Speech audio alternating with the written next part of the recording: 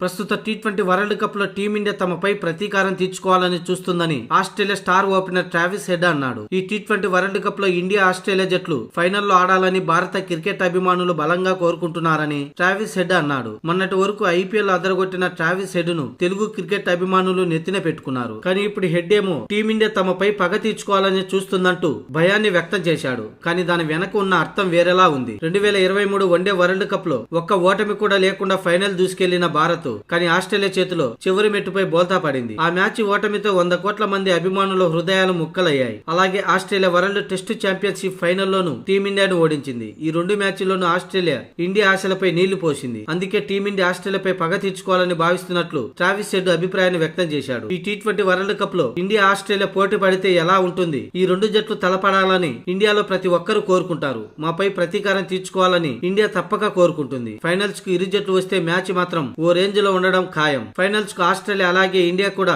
రావాలని నేను కోరుకుంటున్నా. ఆ తర్వాత ఏం జరుగుద్దో చూద్దామని మేము కూడా ఇండియాపై ఫైట్ కు సిద్ధంగా ఉన్నామని, అలాగే టాప్ 4 లో ఇండియా ఖచ్చితంగా ఉంటుందని, రోహిత్ శర్మ, విరాట్ కోహ్లీ, జస్ప్రీత్ బుమ్రాలతో భారత్ బలంగా ఉందని ట్రావిస్ హెడ్ పేర్కొన్నాడు. అయితే ఇక్కడ టీమిండియా గురించి చేసిన వ్యాఖ్యల్లో ట్రావిస్ హెడ్ భయం వ్యక్తం చేసినప్పటికీ టీమిండియాపై ఒత్తిడి పెంచే ప్రయత్నంలో భాగంగానే హెడ్ ఈ వ్యాఖ్యలు చేసి ఉంటారని భావించాలి.